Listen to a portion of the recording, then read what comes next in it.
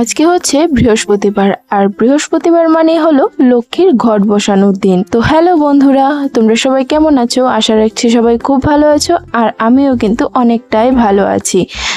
তো তোমাদের সকলকে জানাই আমার চ্যানেলে অনেক অনেক স্বাগত। আশা করি আজকের ভিডিওটা তোমাদের ভালো লাগবে, আর যদি ভালো লেগে থাকে তাহলে অবশ্যই একটা কমেন্ট করে দিও, আর হ্যাঁ, আমার চ্যানেলটাকে সাবস্ক্রাইব করতে কিন্তু একদম ভুলবে না। তো চলো আজকের ভিডিওটা শুরু করা যাক।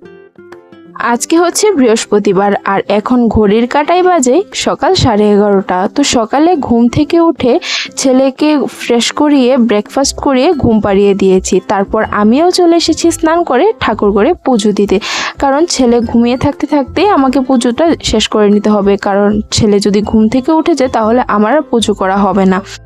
এখন আর আগের মতো লং ভিডিও শ্যুট করতে পারি না, যেহেতু ছেলে আমার অনেকটাই ছোট, মাত্র 9 মাস বয়স, সেই কারণে আমি লং ভিডিও শ্যুট করতে পারি না।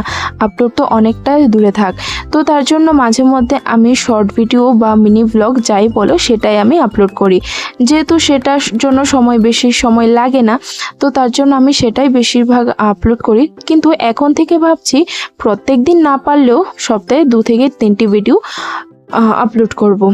তো দেখি কতটুক কি করা যায়।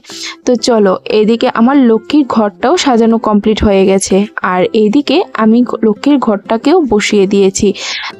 আমি এদিকে লক্ষ্মীর ঘরটা বসাই, আর তোমরা আমার ভিডিওটা দেখতে থাকো।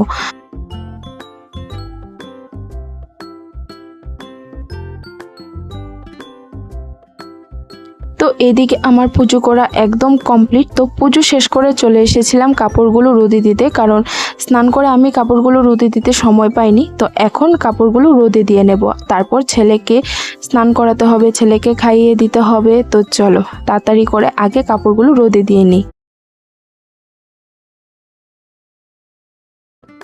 তারপর কাপড়গুলো রোদে দিয়ে চলে আসলাম ছেলের জল আনতে। তো এদিকে ছেলের জলও নিয়ে আসলাম, তারপর সাবান, তারপর টাওয়াল, তো সবগুলো রেডি করে এখন যাব ছেলেকে আনতে। তো ছেলেকে স্নান করিয়ে খাইয়ে ঘুম পাড়িয়ে দিয়েছিলাম। তারপর দেখো এদিকে বৃষ্টি নেমে আসলো। তো প্রচণ্ড পরিমাণ বৃষ্টি হয়েছিল, আর আমার কাপড়গুলো যে রোদে দিয়েছিলাম সেগুলো ভিজে গিয়েছিল। তো তারপর আর কি একটু বৃষ্টিটা থামার পর এই যে কাপড়গুলো আবার সেই ফ্যানের নিচে আমাকে দিতে হলো। কাপড়গুলোকে ফ্যানের নিচে দিয়ে চলে আসলাম ভাত খেতে। আর আমাদের আজকে রান্নায় কি কি হয়েছে তো চলো তোমাদেরকে দেখাই। তো এইদিকে প্রথমে ছিল ডাল শুকনো, কালকের একটু ডাল ছিল সেটা শুকিয়ে নিয়েছে। তারপর হলো কচুরলতি, আর ছিল চাল কুমড়ো ভাজি সর্ষে দিয়ে। তো তোমাদের কার কার ভালো লাগে চাল কুমড়ো ভাজি খেতে? আমার তো ভীষণ ভালো লাগে।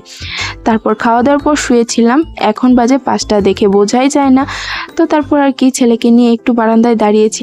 তো আমার আজকের ভিডিওটা এতটুকু পর্যন্তই। কেমন লাগলো অবশ্যই কমেন্টে জানিও, আর হ্যাঁ, বৃহস্পতিবারে তোমরা কে কিভাবে পুজো করো আমাকে অবশ্যই কমেন্টে জানিও। তো চলো টাটা।